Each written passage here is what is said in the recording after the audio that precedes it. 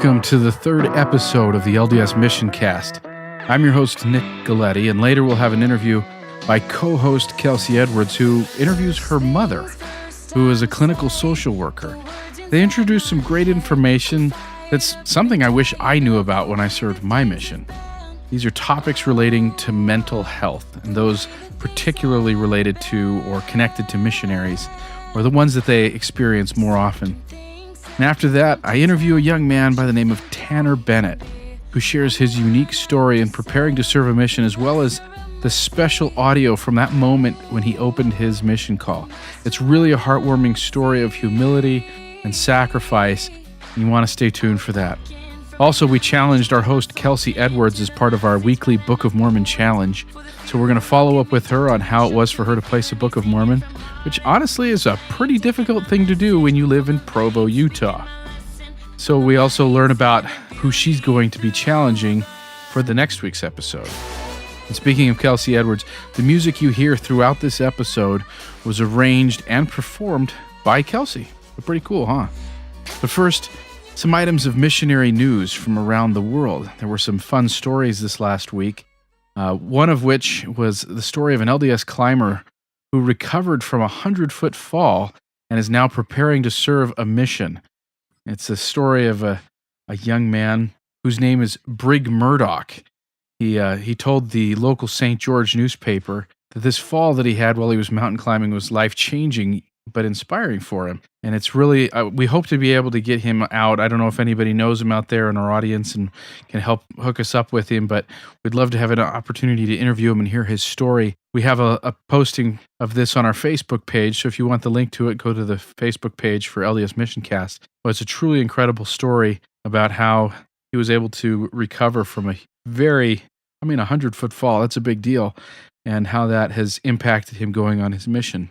We also posted on our Facebook page about how at the Olympics that are going on in South Korea, which is, pretty cool and rare thing to have happen in your mission area. But the Olympics are going on in South Korea, and the Helping Hands Center in Korea set up this, I guess it's kind of like a hot chocolate beverage and recharge your cell phone area for people that are coming to stay at an Olympic event. And they can also explore their family history or chat with missionaries in a variety of languages. It's a really cool project, and I think one of the things that's unique about that is that after the Olympics were held in Salt Lake City in 2002, the world stage sees Mormonism differently as a result of that event, and I've noticed that the church has taken advantage of these opportunities to share the gospel with people throughout the world. And this is just an awesome way to do not only missionary work, but service for everybody. So again, that story is out there. Some really neat things happening with surrounding the Olympics, and is really exciting to see that the church is doing a whole bunch of stuff to get the message of the gospel out there and to be a shining example of Christian service. The last thing isn't exactly directly a missionary story, but it's that the LDS Church launched a new how-to YouTube channel. I think that's pretty much what it's called, is How To. And so they launched it this last Friday, but the goal is to provide simple and practical help for real-life challenges. Now, that could be a lot of different things. Relationships, financing, parenting, a lot of different things. And they're going to be coming out with new content, I think twice a week, which is quite a big effort. But the reason I bring it up here on the LDS MissionCast is because the church, again, is providing so much incredible content that we can use as a missionary tool. And it doesn't have to be something as maybe overt as handing out a Book of Mormon, as great as that is. It could be that you're sharing a video from the church's how-to channel with a friend that might be having a particular struggle or whatever it might be. But here we have a great missionary tool that isn't, again, so based on religion per se. It's not pushing the faith. So if you've got someone that maybe could be benefited by bumping up against the church a little bit, then this is a great opportunity for that. So those are some of the great things that have happened missionary-wise this last week.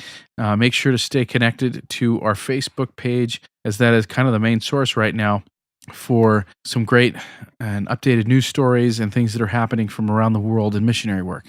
So stay tuned for other great missionary stories as they become available. But for now, let's turn some time over to Kelsey Edwards and her mom. The hate that you've heard, turn your spirit to a dove. Hey guys, this is Kelsey Edwards. Thanks so much for joining us. Our guest on today's episode is clinical social worker and therapist Annie Edwards. She is amazing, and I may be a little bit biased because she also happens to be my mom. Hey. Hey, Mom. Thank you for having me. Thanks for joining us. We're so excited to talk with you today. So first off, could you tell the listeners just a little bit about why you decided to do therapy and kind of your path to getting to this point? Yeah, you bet. I've had a real desire to help people through the struggles in their lives. As you know, personally, we've had a lot of struggles and have had some things that happen in our family that were really tough to get through, and they were easier to get through because of the gospel, and easier to understand how to find answers because of scriptures and things like that. And so I realized it'd be kind of cool if I could incorporate that into a means of helping other people. So I started thinking about becoming a therapist when it was time for me to go back to school and pursue my own education and career goals after raising some really cool kids. Oh, gee, thanks. So where did you go to school? So I have a bachelor's degree from Brigham Young University in family sciences, and I have a master's degree also from Brigham Young University in social work. Awesome. Yeah. Okay, well, let's talk a little bit about mental health and why it's so important. In your experiences, what have you seen are the benefits of being in a good place mentally versus people you've worked with that really aren't in a good place? Yeah, that's a great question. So the big thing is resilience. People who have better mental health have better resilience. And what that means is I can handle tough situations better. I can handle stress. I can handle disagreements. I can handle fatigue. I can handle all kinds of things better if my resilience is higher. Okay. And good mental health is a really important ingredient in how resilient we are when tough times come. And frankly, there's not too many things that are more stressful than being on a full-time mission. Sure. It really is. Yeah. It's a wonderful experience, but it's also very stressful. Right. And you can speak from personal experience, right? You had some stressful experience on your mission a little bit. Yes, I did. I was able to serve a mission back in the 80s in the Nevada, Las Vegas mission. And it was an amazing experience to be a missionary. To have that time that you don't have to worry about your own personal stuff. You get to just focus on other people and their needs, and then you got to come home and worry about your own stuff. So It's a pretty special time. Awesome. Yeah, I know those are some really great thoughts. So you mentioned that it is a huge benefit to be in a good state of mental health.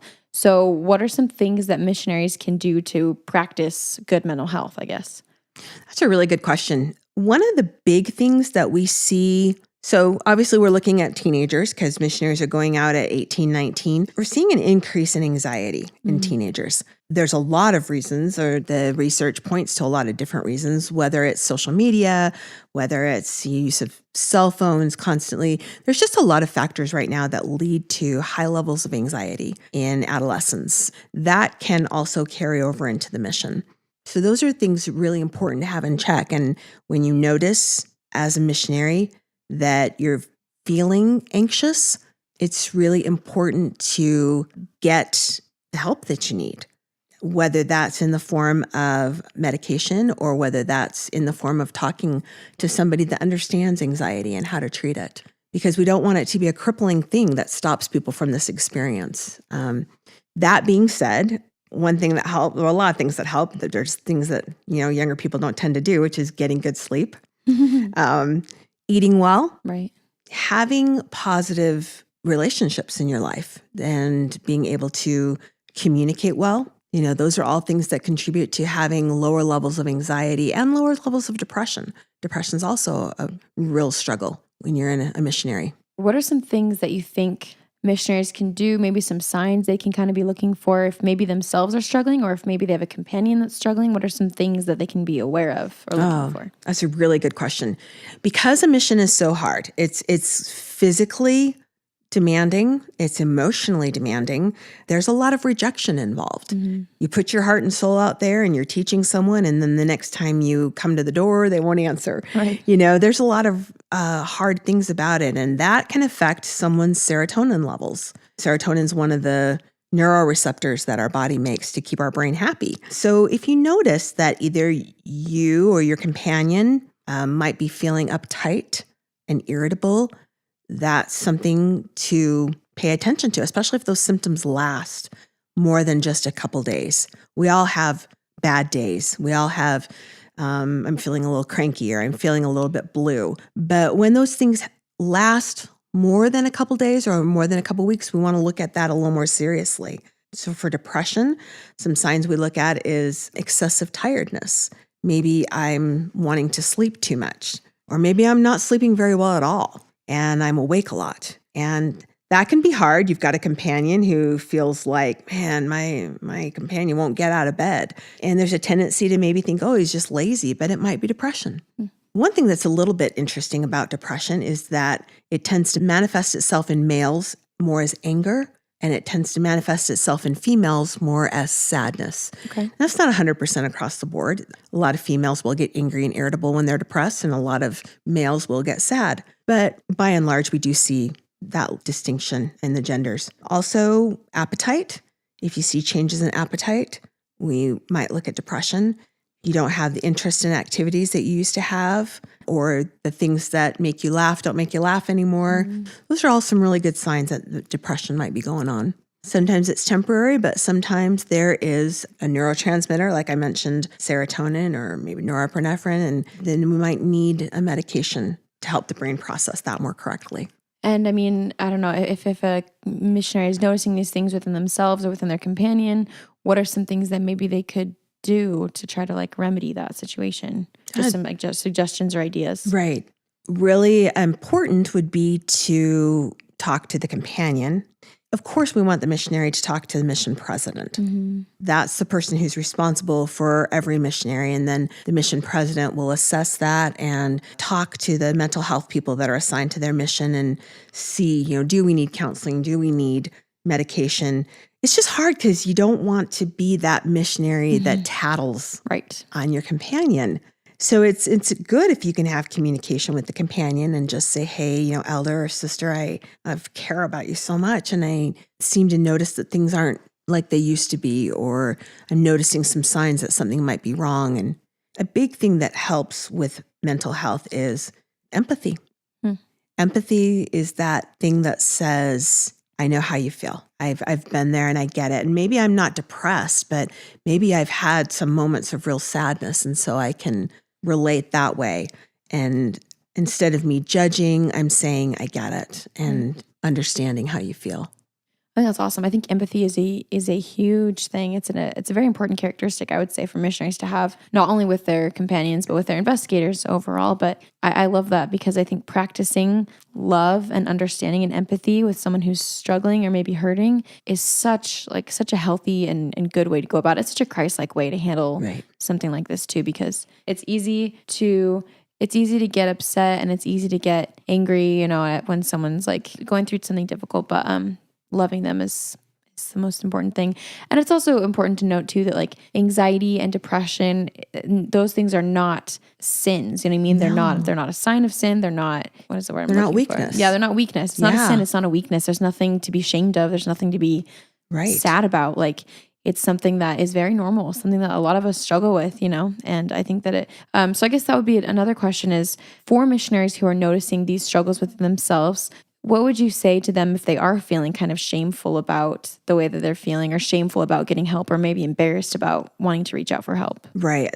I actually had somebody ask me about that this week, because their comment was, I don't want to get dependent on, a medication or things like that. And I said, you don't have the power to correct the serotonin levels in your brain, or, you can't just will those things to be better. Right. You definitely can get to therapy and learn coping skills such as thinking errors. If I am thinking a lot of thoughts like black and white, it's always this, or it's never this, or if I'm thinking always projecting negative things into the future, we call that fortune telling. If I'm noticing thinking errors like that, I can put those in check, and talking with a mental health counselor or therapist can help with that. So there's things I can do, watching the way I talk, watching the way I think for that negativity. And that doesn't mean I'm bad if I'm having negative thoughts. It means that hey, there's some things I can do to maybe change the way I think. So both having counselors that can help in that area and medical doctors that can help in that area. So we just feel better. We all deserve to feel better. Right. Especially when you recognize it's a stressful situation. Absolutely. Yeah. And again, I think just it's important to remember, like, don't be ashamed. We all struggle. I was talking with a good friend today, and I had mentioned to him actually, like, my mom's a therapist, and he was like, see, that is so awesome. I have so much respect for therapists. He's like, even I have a therapist, you know? Yeah. And there's nothing to be ashamed of. It's Nothing. completely healthy, completely wonderful to learn how to manage, your feelings and your thoughts and everything. And I do think, like, one important thing to note too is that, like, while missionaries should be aware of and sensitive to these feelings that companions are having, they're not therapists, right? We don't want missionaries to take on the role of therapists. They're not the ones diagnosing or treating or anything like that. That's like what you said. You go to the mission president for help, and then he can assign or assess from there with people who are therapists. But I do think practicing compassion and love and empathy for your companion is a valuable thing, while also maintaining that role of not being a therapist. Yeah, I actually had a companion that I was training, and I didn't understand it. And she was depressed, and she was telling me, I don't want to go out, and I don't want to tract, and this is scary. And I just thought, I can just push her, and I can just say, come on, sister, we're going to do this. We're going to do this. And I did not know that I was making things worse. Interesting. And at one point, she took an overdose of Tylenol. And it was very scary. And I took her to, the doctor and to the emergency room, and they got her stomach pumped, and they wanted then to send her up to Las Vegas to stay in a mental hospital. And I said, she's fine. She didn't mean to kill herself. She was just trying to get my attention and let me know I was pushing her too hard or something, And the doctor said, people die trying to get attention. And that was huge for me when I realized, I was sitting here trying to fix her. That was not my job. That was not my job. My job would have been to listen to her and care about what was happening to her, and to let her know I understood, or to learn to understand. Right. Maybe say, tell me more about how you're feeling, because maybe I don't understand, but I don't have to criticize. I can say, tell me more so that I can understand. Right. And I can love you anyway. Yeah.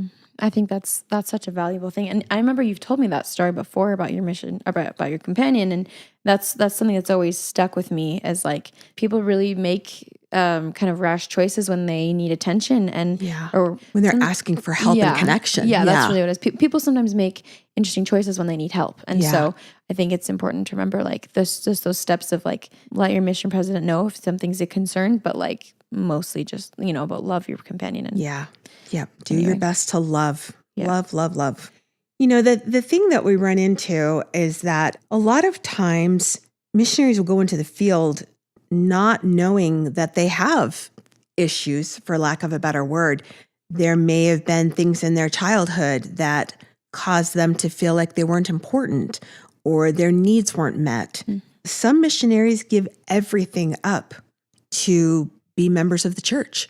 They give their family up. They give their opportunities, and that can be overwhelming. And so those bad days can be extra bad for those missionaries, because they've given so much to be on that mission. There may be things from someone's childhood where being with a companion triggers those feelings or beliefs that they have about themselves, because your companion said something, or an investigator said something, or even a ward mission leader said something. And it triggers an insecurity that you have in yourself. It may not even be anything that person meant to say or meant to convey, but it was hard to listen to. And so it brought up an emotion. So I would just recommend to try to be more healthy about our emotions, trying to be more healthy about recognizing emotion in other people. I think, your generation is so much smarter about emotions than my generation was, or my parents' generation was. I think each generation is getting more and more emotionally aware. And that's a good thing. There's also the tendency that this generation has to expect to have their emotions sometimes indulged. You're not allowed to say anything that offends me, and you're not allowed to say anything that triggers me. And unfortunately, life just isn't like that.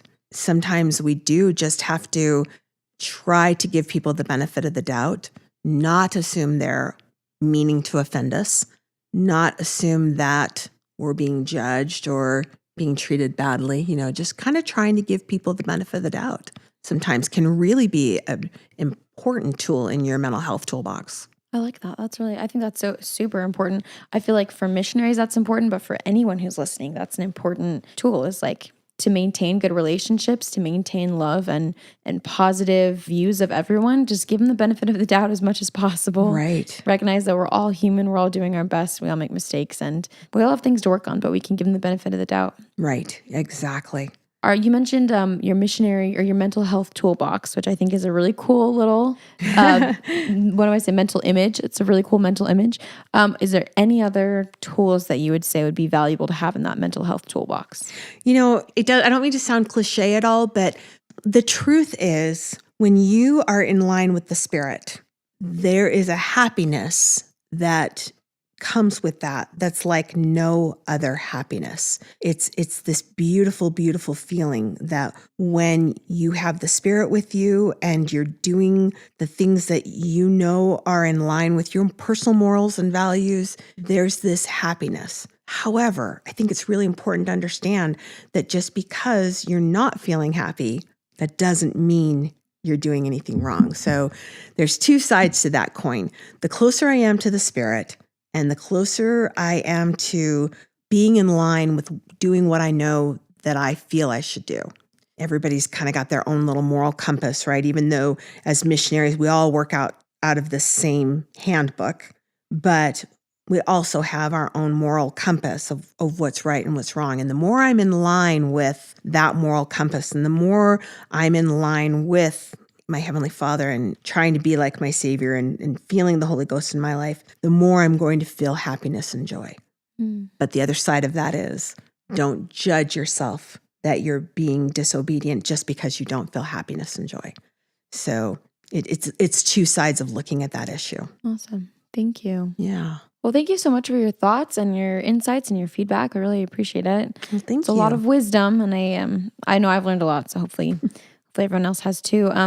Can anyone find you anywhere? I know you've got a special speaking engagement coming up this summer. That's true. I'm speaking at the women's conference. BYU has women's conference in May, and I'll be speaking Friday, which I think is May 4th at like 3:00 up in the Wilkinson Center. I'll be talking about shame and how we should not let shame get in the way of our repentance process so that we can be in line with the Lord. And I'm really excited about that, kind of the idea of making weak things strong and not being ashamed of our weaknesses, not being ashamed of the times that we have difficulties. My email address is Annie, Annie, at Edwards Therapy Services. It's just like it sounds, EDWARDS, therapyservices.com. And I'd love to answer any questions that people might have. My specialty is trauma. I kind of work in the areas of when people have gone through a lot of extreme pain in their life and have had really rough things happen to them. And that's another factor in the mission field, is that a lot of the missionaries you work with may have tragedies in their life that you can't even begin to comprehend.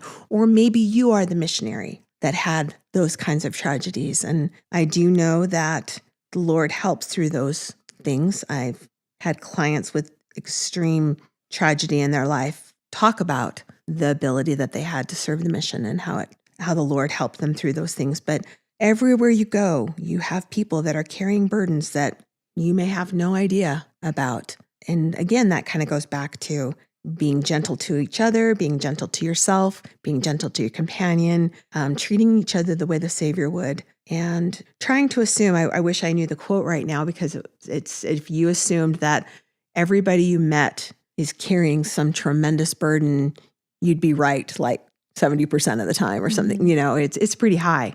It's pretty high. So yeah, that's kind of my specialty, is working with people that have had extreme trauma and attachment issues in their life and working in their relationships with other people. And So yeah, if anybody has questions, they're welcome to reach me. Awesome. Well, thank you so much for being with us today, Mom. Thank you I've for loved- asking me. Yes, of course. So we'll see you next time. Okay, thanks. Bye. Bye. Memories like a stroke, hit me hard and go. Holding on your arm as the miles pass. You were tied up. So we're starting out with a brand new segment on the LDS MissionCast, and our guest for this segment is Tanner Bennett. Now, he's trying something out for us in a way because he's going on his mission soon, and so he's the first one that we will be interviewing that is leaving. But I wanted to pick him because he's got a really cool story about some of the challenges that he had in preparing to serve a mission. So welcome, Tanner. Thanks for being here. Oh, thanks for having me. This is a great first experience, I guess. Yeah, get used to public speaking. Oh, yeah, for sure. But so tell us a little bit about yourself. Where did you grow up? So I grew up in, Utah County. I'm one of those Utah County Mormons. Most of my life was spent in Saratoga Springs. But, I'm just from around Utah, kind of just one of those generic brand Mormons, I guess, Well, but you have a unique story in some respects. So let's tell a little bit more about yourself in the sense that you're a musician, you're a composer. Right. How long have you been interested in music? So my history with music is kind of interesting. I started off, I was actually about 10 years old when I decided for the first time I wanted a career path, but I decided I wanted to go in the world of investment banking. Very different from music. Very different from music. And I had, I guess I have, he is still alive, but I have an uncle he's a stockbroker and property investor manager. I kind of turned to him and started to invest myself in that world. And I had paper trade accounts, and I'd be, on my phone underneath the table at school, and I'd be moving around penny stocks and things. And I did that for a couple years. At 10? At about 10, yeah. Wow, that's early. Yeah, I stole my mom's PDA, actually, Nice. when I was 10 years old that's crazy to think back, but I stole my mom's old PDA, and I'd hook it up to our school's Wi-Fi, and I'd just be doing things on Thinkorswim. But yeah, and so I started off wanting to go into the investment banking financial world. And right about 14, I was in 8th grade, but I lost a friend of mine to suicide, and it kind of forced me into perspective of, what value I'm going to actually have in my work, and what am I going to do with my life that's going to be valuable to me and valuable to the people around me. And so I took kind of the expertise that I had and focused it on nonprofits. And eventually, I got kind of burned out from the whole financial experience because it was stressing me out. Oh, yeah, it's something very stressful. fierce, And so I just decided, I'm going to go and do something that I want to do. I had my patriarchal blessing, and I'd always kind of done music, and music was kind of my thing. I'd done competitions, and I was a pretty accomplished pianist. But then I had this patriarchal blessing, and they were like, "You're supposed to go into music." Interesting. It's like, well, there's my answer. And so ever since that experience, I've kind of geared myself to go into music. Yeah. Well, you're very talented in it, and Thanks. you actually got a scholarship, correct? Yeah, so I got a couple of scholarships as the Regional Sterling Scholar for Instrumental Music, but I also got the National Coca-Cola Scholarship and some smaller scholarships from schools around the country. Yeah. And so here you are, knowing as you're graduating from high school, you're knowing that your path is music, and you were looking at BYU, correct? I was looking at BYU. BYU is a really BYU's hard. been a funny experience for me for sure. Okay. Yeah, so I graduated high school, and I kind of had everything going for me at the time, and I had my path laid out, I had money saved up, I was ready to go. I had all these scholarships, all of this expectation backing me. And I applied to BYU the first time, and I didn't get in. And so I had offers, from other schools that I had, listed instead. I was either going to go to Kansas, out east, or California and attend school, and that would be fine. But then, amidst all this, I found out that I wouldn't be able to serve a mission because of weight limitations. Which is not something most people are even kind of aware of, right? Yeah, it's not something that's really discussed a lot. And, I wasn't, terribly overweight. I didn't look, obese. I'd spent a lot of time trying to really keep that under control. And, I'd earned 2 black belts in martial arts, and I was a MMA fighter, and I went running, and went hiking. I went to the gym, and I did all the things that I was supposed to do. I had a really clean diet. But when I went into the doctor's office, and they checked me off because they were like, "You're healthy, your blood pressure's normal, all that's fine, but your weight might be a little of a bit of concern." And I was like, "Well, Tongans, they don't have that big of a problem with Tongans." And they're like, "You're kind of built that way." And so I was like, "Oh, okay." So I turned in my papers to my bishop, and about 6 weeks later, they came back and they said, "You need to lose weight." And so that kind of threw me for a whirl. Yeah. Did they say how much? I had to lose about 44 pounds. Did they give you a time frame on that, or was it just whenever? It was just whenever. It was when you lose 44 pounds, you can resubmit your papers. And what time was this? What was it, October, November? So I submitted my papers the first time that was about the beginning of March last year. Okay. I started the process. 2017. I started the process in February of 2018 or 2017, right? But then I went to submit my papers in March of 2017. And what wound up happening is, it came back, and it was about May that I knew that things were going a little bit awry. But about the first week of June after graduations, when I got denied the first time. Okay. And so here we are now. This is February. Yeah, it's 2018. But you put in the work. I did. You did. This was something that you wanted to do, and now it brought you to, was it January that you got your mission call finally? Yeah, January 27th. Okay. It's a day I will never forget. But there were a couple times where my weight, the amount of fat that I was losing was equaling the amount of muscle I was gaining. And so it was kind of an equilibrium. And that lasted. So I lost about 20 pounds my first month. But then from July to about September, I didn't lose anything. And that really, I was absolutely discouraged. And I didn't know what I was going to do. And, all of my friends had gotten their mission calls. I was the last kid in my ward that, was left, that didn't have a call in their hands or was ready to go. I was down on myself. Sure. Because, I'm in this situation where I've prepared really my whole life to go and serve. And I couldn't manage to get that weight off. But then we arrived in October, and General Conference, man, I got to tell you, the church is true. Yeah? What happened? It was the third to last talk on Sunday of October 2017's General Conference. It was a talk by Elder Ellis. I can't remember his first and middle initial, but Elder Ellis. And it was talking about how we trust the Lord and how the Lord trusts us. That actually directed me to a scripture that talk did. It says, it's Proverbs 3 verses 5 through 7. It says, "Trust in the Lord with all thine heart, and lean not unto thine own understanding. In all thy ways acknowledge him, and he shall direct thy paths. Be not wise in thine own eyes. Fear the Lord, and depart from evil."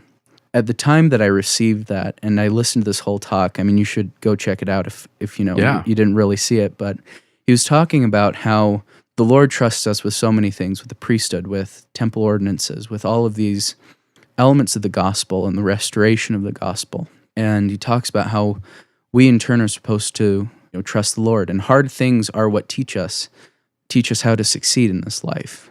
He brought up a point. He was a financial consultant for multimillionaires, for years. And he was talking about the saddest thing that he experienced was when the multimillionaires would say, I just wanted to make this easier for my kids so they would never have to struggle like he did. And he said, I think it's funny how they would rob their kids of the very thing that gave them success and drove them to success. And so here I am, downtrodden and trying to figure life out again, get everything started. And I get this talk, and I get this scripture, and it's something I can hold on to again. And it pulled me out of this kind of a zone. And I kind of got this feeling that, I need to start waking up earlier. I didn't have anything that I was really doing. And because I was in, kind of a slump, I'd get up at like 10, 11 o'clock every day. And Not exactly missionary schedule. not exactly missionary schedule at all, and I was like, you know what? I need to get up earlier. And the first thing that I do every day is I need to pray, and I'm going to make my bed. And I decided that because I was reading this article about how if you make your bed every morning, the first thing that you do, if you accomplish the first task, it prepares you for a day of success. Okay. And so I really just kind of turned everything over to the Lord. And I said, if you want me to serve a mission, I'm going to put in the work, and I'm going to work until I get it. I'm like, but if I'm not, then, I'm supposed to receive revelation concerning this. And with all of the things that had happened, I just felt like I needed to charge forward. And so I did.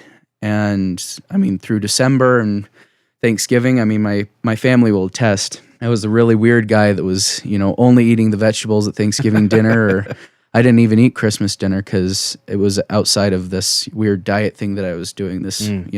Just with everything that happened, from October to January, I was able to lose the rest of the weight, and I got down and I resubmitted my papers with a weight of 273 pounds instead of, their 270 that they were really wanting for. But I submitted at 273, and I'd submitted it a couple of times before then in between that kind of experience.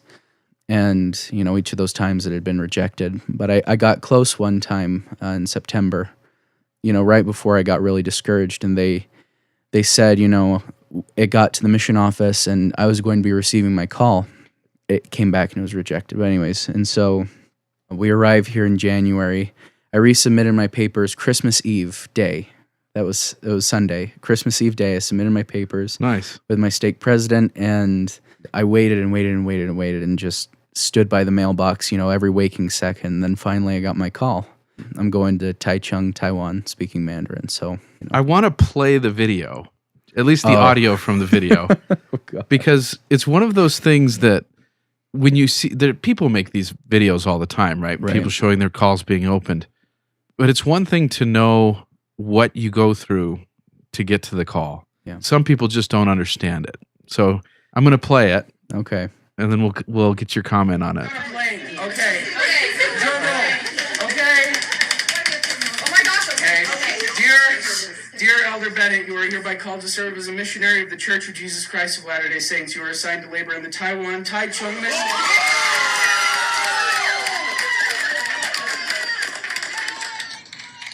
Now the video part of this, you just get swarmed by friends and family, it looks like. Oh, well, I get tackled by my two little brothers, and my mom fights them off of me to give me a hug. So you're hearing that again. Does it bring back those same emotions? I still get a little teary-eyed about it because it's. I will never forget the second I opened my mission call. Few do. Few do. But I'll tell you, being able to see the fruits of my labor and to know that I had made it through, it was really about a year of really just working and struggling and going to the gym 3 hours a day and going to X amount of specialists and doctors and holistic health trainers, in parentheses, or quotes, air quotes, and just trying to get it all to work out and it not working out so many times and getting so discouraged. What I will say is there's value in having good friends. My family was unbelievably supportive, and my family did everything to help me. My friends, well, really my one friend, my best friend, she really was there for everything. And she was actually the one that showed me the talk, and she was the one that kind of helped me out of this whole situation. But when, the For Strength of Youth packet talks about having good friends, I can't stress enough the importance of being influenced by people that are like-minded, that have similar values. Because thinking back on that video, without all those people backing me up and supporting me, I don't know how I could have done it. Yeah, long time coming. Yeah. Almost a year. Almost a year, exactly, to the day. That it was just an unforgettable experience. And, there's a lot of people that I've talked to where, they were surprised at my weight because I carried my weight differently, because I'd been in MMA and I'd built myself up to fight at a certain weight class. And so I'd built myself up to fight at a certain weight class. So I was wanting to fight in the 300-pound area, and I didn't look 300 pounds, And so I talk to people, and they're like, how are you not angry? Why are you not frustrated? Why are you not, if I were in your situation, or if I had experienced the things that you did, I would have given up, and I wouldn't have even tried. And, sometimes I would agree with them through that whole experience. But looking back with the purview of retrospect and being able to see across everything, and the reason that I stayed, I was able to touch more lives here and change myself more to prepare me for my mission. And so even though, the experience was hard and I wouldn't wish it on anybody, I would never take it back. Excellent. Now, one last thing, because I think this goes to show your character, is that your life seems to be a collection of experiences that really formulate who you are in a very powerful way. You mentioned your friend that had committed suicide when you were a younger teenager. You're still involved in that. That's still kind of part of what you do. Yeah, her death, I guess, her loss, really drove me to do a lot of things to try and help others in that situation. And it gave me an understanding of how we can impact others and how we can change others. And so I became involved actually with an agency called Hope for Utah, which is pretty well known. It's in right around, has about 3,500 members and about 250 schools, give or take. But it was a suicide prevention program that I got involved with. I haven't been involved with that specifically. I've kind of split off into some more smaller agencies to try and do counseling efforts and talk to people that are struggling with suicidal thoughts and things like that. But one of the many ways that the Lord, I think, directs our life and teaches us is through giving us people and experiences that are going to change our life forever.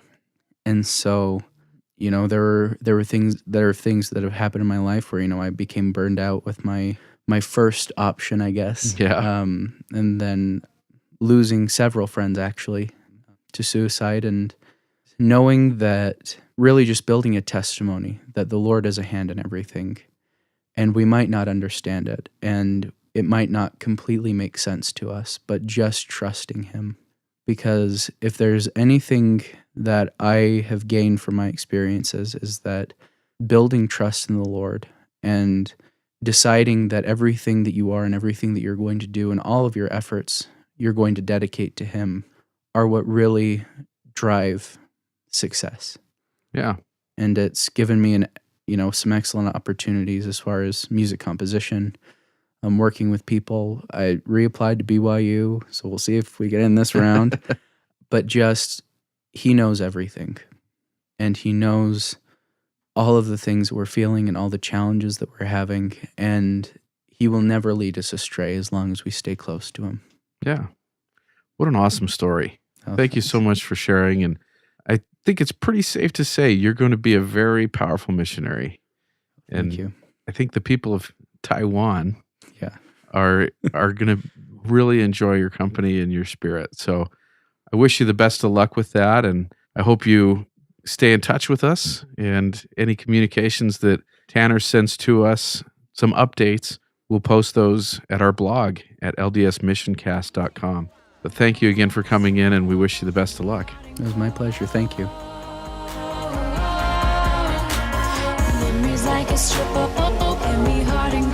Hey guys, it's Kelsey Edwards on this week's Book of Mormon Handout Challenge. So I was nominated last week to hand out a Book of Mormon, and I did it this week. I did it virtually, though, with a girl who follows me on Instagram.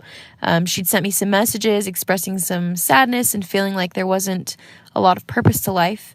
And so I just messaged her back and I said, I am not the solution to your problems, but I know that God loves you a lot and He cares a lot about your problems. And so I invited her to turn to Him and to pray.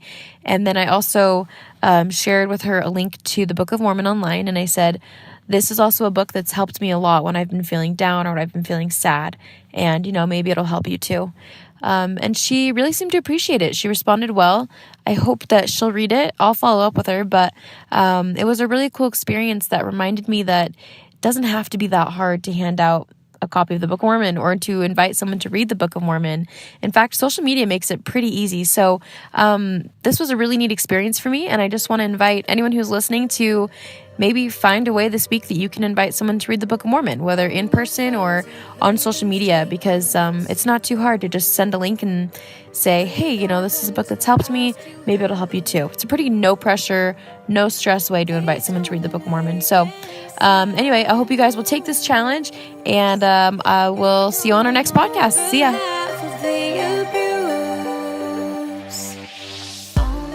So there it is. That's our second Book of Mormon challenge. Thanks to Kelsey for doing that. And so thank you again, guys, for tuning in. I want to thank again Annie Edwards and Tanner Bennett for their time to come in and talk about mental health, which is something we are going to cover a lot more on this podcast. Trust me, this is a really important issue and something that's relevant in so many different ways. And we do hope that Tanner has the best of luck on his mission.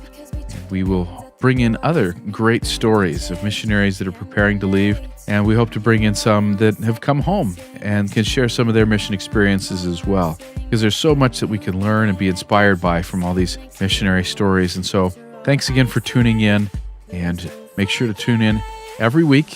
We release a new episode on Thursdays, and please also feel free to email us, tweet us, or whatever way you want to reach us. Let us know what you think of the show so far, subjects that you think we should cover, or people that you think would make great guests on the show. We have a lot lined up. We'd love to hear from you, and you can reach us, contact at LDSMissionCast.com, or just go to LDSMissionCast.com. There's a Contact Us page, and you can fill out that form, and it'll come right to us. So thank you again for everybody tuning in, and we'll talk to you next week. Show sitting next to you. You have some weird people sitting next to you. You think, how did I get this sitting next to you? After all I've said.